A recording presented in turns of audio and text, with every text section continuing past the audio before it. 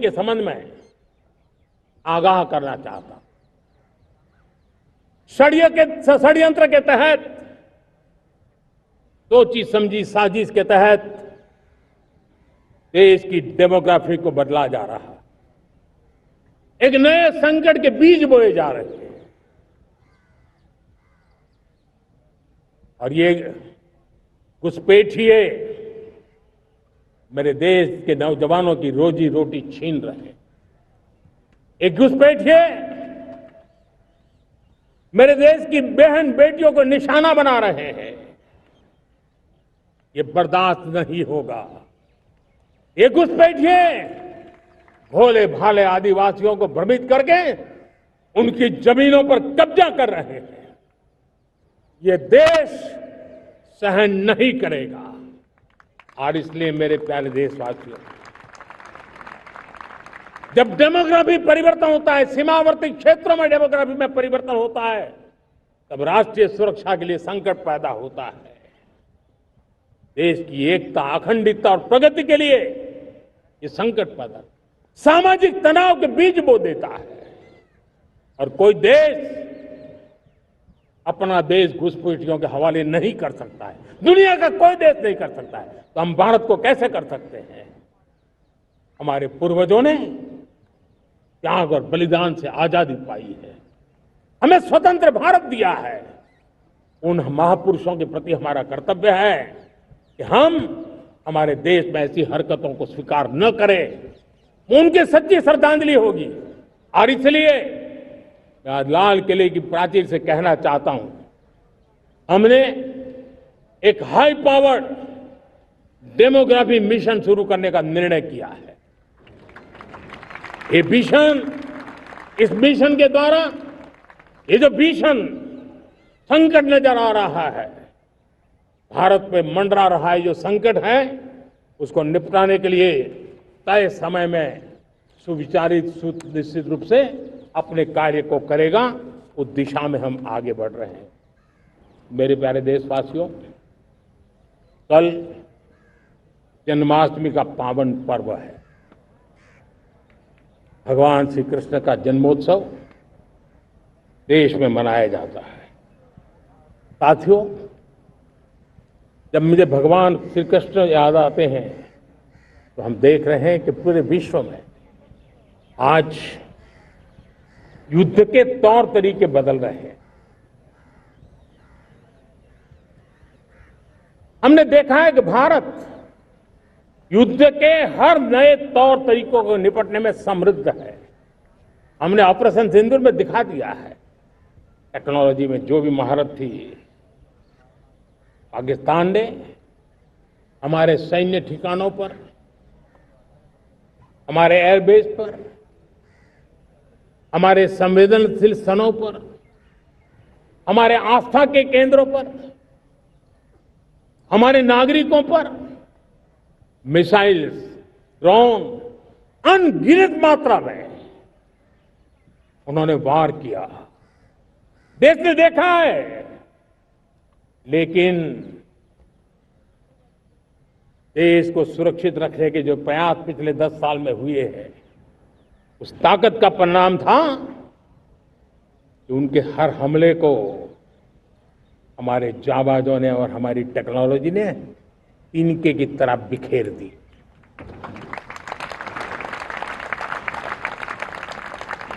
रत्ती भर नुकसान नहीं कर पाए। और इसलिए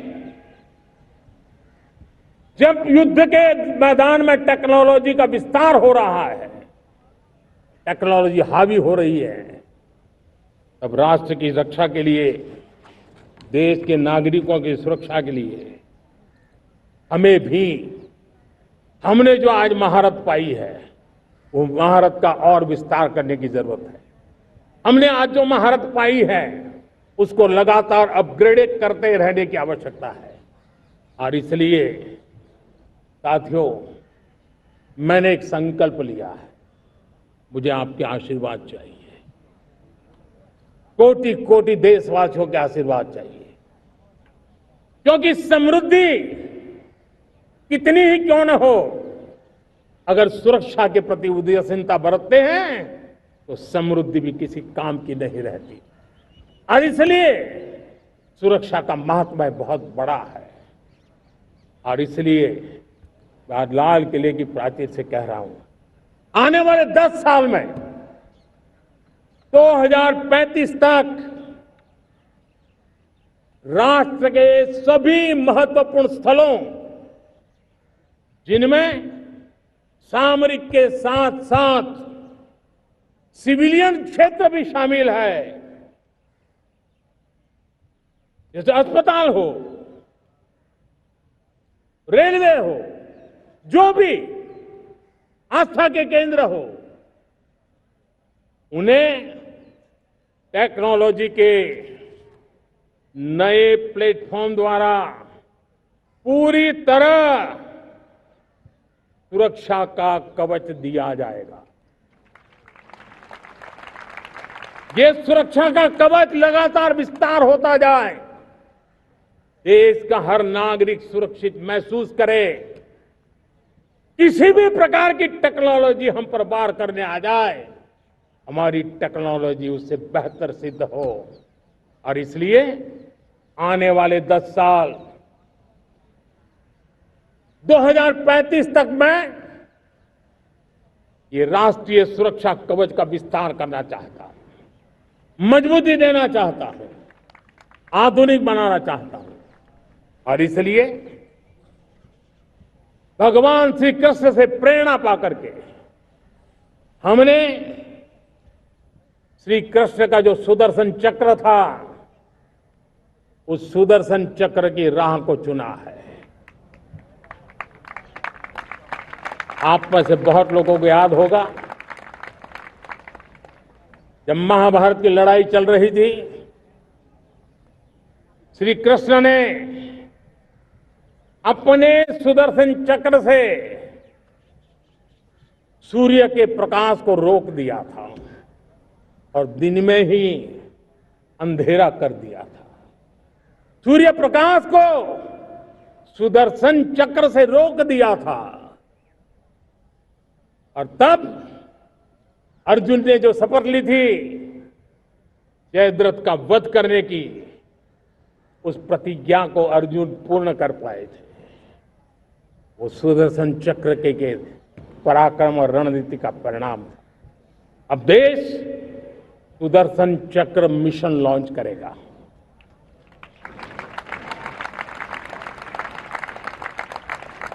ये मिशन सुदर्शन चक्र एक पावरफुल वेपन सिस्टम दुश्मन के हमले को न्यूट्रलाइज तो करेगा ही करेगा, लेकिन कई गुना ज्यादा दुश्मन पर हिट बैक करेगा।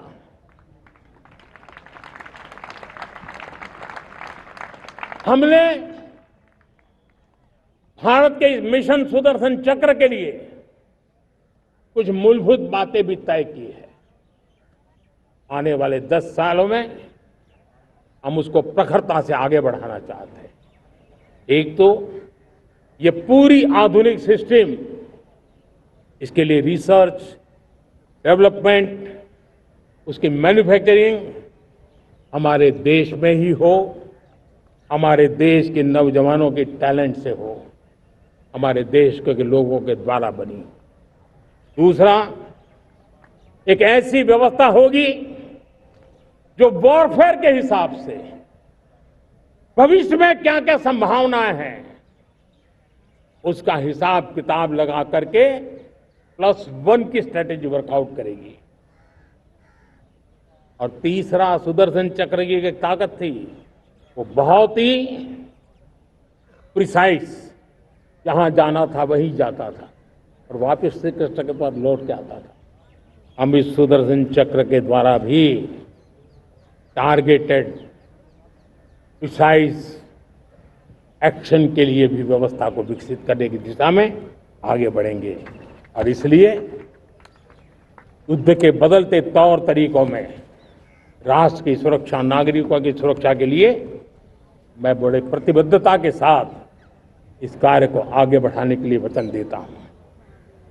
मेरे प्यारे देशवासियों, जब हम लोकतंत्र की बात करते हैं, स्वतंत्र भारत की बात करते हैं, तब हमारा संविधान हमारे लिए सर्वोच्च दीप स्तंभ होता है, हमारा प्रेरणा का केंद्र होता है। लेकिन आज से 50 साल पहले भारत के संविधान का गला घोंट दिया गया था। भारत के संविधान के पीठ पे छुरा भोंक दिया गया था। देश को जेल खाना बना दिया गया था। आपातकाल लगा दिया गया था। इमरजेंसी थोप दी गई थी। इमरजेंसी के 50 साल हो रहे हैं। देश की किसी भी पीढ़ी ने संविधान की हत्या के इस पाप को कभी भूलना नहीं चाहिए। संविधान की हत्या करने वाले पापियों को नहीं भूलना चाहिए। और हमें भारत के संविधान के प्रति अपने समर्पण को और मजबूती देते आगे बढ़ना चाहिए। वो हमारी प्रेरणा है। मेरे प्यारे देशवासियों, मैंने इसी लाल किले से पंच प्रण की बात कही थी कि आज लाल किले से फिर से एक बार मेरे देशवासियों का पुनः स्मरण जरूर करना चाहता हूं। विकसित भारत बनाने के लिए न हम रुकेंगे, न हम झुकेंगे। हम परिश्रम की पराकाष्ठा करते रहेंगे और अपनी आंखों के सामने 2047 में विकसित भारत बना करके रहेंगे। मेरे प्यारे देशवासियों, हमारा दूसरा प्रण है कि हम हमारे जीवन में, हमारी व्यवस्थाओं में, हमारे नियम कानून परंपराओं में गुलामी का एक भी कण अब बचने नहीं देंगे।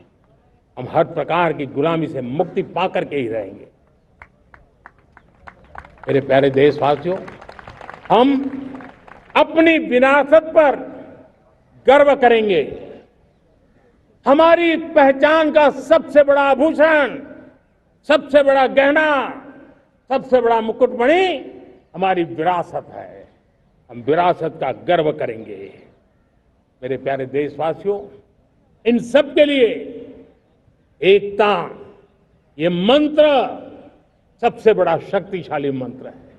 और इसलिए एकता की डोर को कोई काट न सके, ये हमारा सामूहिक संकल्प होगा।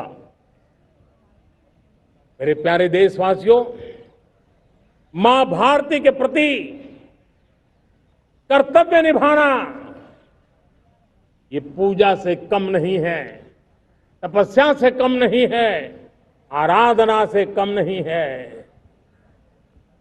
और उसी भाव से हम सब मातृभूमि के कल्याण के लिए परिश्रम की पराकाष्ठा करते हुए 2047 विकसित भारत के लक्ष्य को पार करने के लिए अपने आप को अपा देंगे, अपने आप को झोंक देंगे। जो भी सामर्थ्य है, कोई भी अवसर को छोड़ेंगे नहीं। इतना ही नहीं, नए अवसरों को निर्माण करेंगे और निर्मित करने के बाद हम 140 करोड़ देशवासियों के सामर्थ्य से आगे बढ़ते ही रहेंगे, बढ़ते ही रहेंगे, बढ़ते ही रहेंगे। मेरे प्यारे देशवासियों, हमें याद रखना है, 140 करोड़ देशवासियों को याद रखना है, परिश्रम में जो तपा है, परिश्रम में जो तपा है, उसने ही तो इतिहास रचा है। परिश्रम में जो तपा है, उसने ही तो इतिहास रचा है। जिसने औलादी चट्टानों को तोड़ा है, जिसने फौलादी चट्टानों को तोड़ा है, उसने ही समय को मोड़ा है। जिसने फौलादी चट्टानों को तोड़ा है, उसने ही समय को मोड़ा है। और समय को मोड़ देने का भी, समय को मोड़ देने का भी यही समय है, सही समय है। मेरे प्यारे देशवासियों, एक बार फिर आप सबको आजादी के इस महान पर्व की अनेक अनेक शुभकामनाएं देता हूं, बहुत बहुत बधाई देता हूं। मेरे साथ बोलेंगे, जय हिंद, जय हिंद, जय हिंद, भारत माता की, भारत माता की, भारत माता की, वंदे वंदे वंदे। बहुत बहुत धन्यवाद। जनगण मन अधिनायक जय हे भारत भाग्य विधाता। पंजाब सिंध गुजरात मराठा द्राविड़ उत्कल बंग। विंध्य हिमाचल यमुना गंगा उच्छल जगति तरंग। तब शुभ नामे जागे, तब शुभ आशीष मांगे।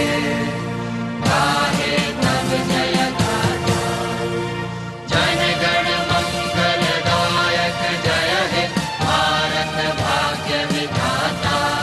जय हे, जय हे, जय हे, जय जय जय जय हे।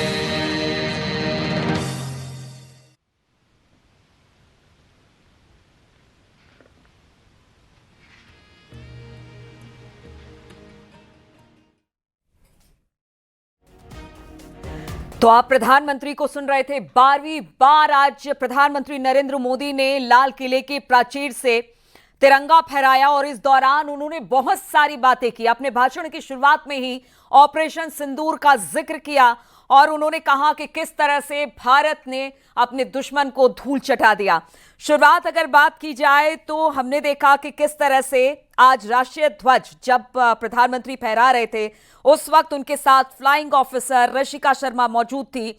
इसके बाद करीब करीब 1721 फील्ड बैटरी के वीर तोपचियों ने 21 तोपों की सलामी दी और आज जो ऐलान यहां से हुआ है वो विकसित भारत के संकल्प के साथ प्रधानमंत्री ने किया है। इसमें एक बड़ी खुशखबरी प्रधानमंत्री ने दी। उन्होंने कहा कि दिवाली के समय एक बड़ा तोहफा जीएसटी के तौर पर मिलेगा। और देखिए, अब प्रधानमंत्री नीचे की तरफ आ रहे हैं, राजनाथ सिंह से इस वक्त मुलाकात करें, रक्षा मंत्री राजनाथ सिंह से, जो गणमान्य व्यक्ति वहां पर मौजूद हैं, उन सब से मुलाकात करते हुए प्रधानमंत्री अब आगे की तरफ बढ़ आए हैं। और हमने हर बार देखा है कि किस तरह से जो लोग वहां पर मौजूद होते हैं उनके बीच में भी जाते हैं, जो बच्चे हैं, जो वहां पर बाकी लोग आते हैं जिनको आमंत्रित किया जाता है कार्यक्रम में, उन सब से मुलाकात करते हैं प्रधानमंत्री। अब उसी ओर आगे बढ़ रहे हैं और ये तस्वीरें हम आपको दिखा रहे हैं। और दूसरी तस्वीर आप देख पा रहे हैं उत्तर प्रदेश लखनऊ की, जहां पर मुख्यमंत्री योगी आदित्यनाथ मौजूद हैं और यहां पर उन्होंने भी झंडा फहराया है। ये तस्वीरें दिल्ली और लखनऊ की तस्वीरें हम आपको दिखा रहे हैं। आज यहां पर कई कलाकार हैं जिनको सम्मानित किया जाएगा। गैलेंट्री अवार्ड से भी जो सम्मानित लोग हैं उनको पुरस्कृत किया जाएगा, उनको सम्मान मिलेगा। तो दो तस्वीरें इस वक्त प्रधानमंत्री नरेंद्र मोदी और मुख्यमंत्री योगी आदित्यनाथ की आज लाल किले की प्राचीर से सिर्फ विकसित भारत के संकल्प को कैसे पूरा करना है, साथ ही साथ उन्होंने 370 की बात कही है प्रधानमंत्री ने। उन्होंने कहा कि अब देश एक संविधान के तहत आया है, 370 जिस तरह से हटाया गया। दूसरी बात, तोहफा, उन्होंने कहा कि जीएसटी के रूप में जो तोहफा दिया जाएगा दिवाली के समय में, रोजगार की बात उन्होंने कही है कि 3.5 यानी 3.5 करोड़ युवाओं को नौकरी दी जाएगी। इसका भी बड़ा ऐलान किया गया लाल किले की प्राचीर से। साथ ही उन्होंने कहा कि देखिए, जिस तरह से हम बाहर से उत्पाद मंगाते हैं, क्यों ना अपने घर में लोकल फॉर वोकल को प्रमोट किया जाए, यहां की चीजों को खरीदा जाए, यहां पर अपनी एक अर्थव्यवस्था बनाई जाए और यहां पर अपनी ही चीजों को प्रमोट किया जाए। तो प्रधानमंत्री ने इस बात का भी आह्वान लाल किले के प्राचीर से किया। उन्होंने कहा कि देखिए, अब वक्त आ गया है जब भारत जो है वो अगर चौथी बड़ी अर्थव्यवस्था बन गया, चौथी पछाड़ कर तीसरी पे चलाया है, तो वो दिन दूर नहीं जबकि हम पहली सबसे बड़ी अर्थव्यवस्था बनेंगे। और इसी को लेकर उन्होंने ये आह्वान आज लाल किले के प्राचीर से किया। अब प्रधानमंत्री की गाड़ी धीरे धीरे वहां से निकल रही है। तस्वीरें हम आपको दिखा रहे हैं लाल किले के प्राचीर से। आज प्रधानमंत्री नरेंद्र मोदी ने 12वीं बार तिरंगा फहराया है। लखनऊ में मुख्यमंत्री योगी आदित्यनाथ को भी आप देख रहे हैं, यहां पर भी कार्यक्रम का आयोजन किया गया है। लखनऊ में झांकियां निकाली जाएंगी, जो कलाकार आएंगे उनको सम्मानित भी किया जाएगा। इसके अलावा पुलिस सेवा पदक और बाकी जो शौर्य जिन्होंने अपने अपने क्षेत्र में किया है, चाहे वो पुलिस हो, सेना हो, मतलब उनको सम्मानित किया जाएगा। तो 2 तस्वीरें लाल किले के प्राचीर से तस्वीरें, और अब देखिए प्रधानमंत्री का काफिला वहां से निकल गया है। लखनऊ की तस्वीरें दिखा रहे हैं जहां पर मुख्यमंत्री इस वक्त मंच पर उपस्थित है। शायद अब यहाँ से कुछ देर के बाद झांकी निकाली जाएगी और जितने कलाकार हैं जो अलग अलग क्षेत्रों से आए हैं, उत्तर प्रदेश के अलग अलग शहरों से, कस्बों से, उनका कार्यक्रम भी वहाँ पर होने वाला है। लेकिन आप देखिए किस तरह से तिरंगे रंग में रंगा हुआ इस वक्त लाल किला और उसके आसपास का क्षेत्र दिखाई दे रहा है। आज अगर प्रधानमंत्री के मोटे मोटे कुछ बड़े महत्वपूर्ण बातों को अगर गौर करें हम, तो यहाँ से उन्होंने कुछ बातें कही हैं जिसमें उन्होंने धारा 370 हटाने से एक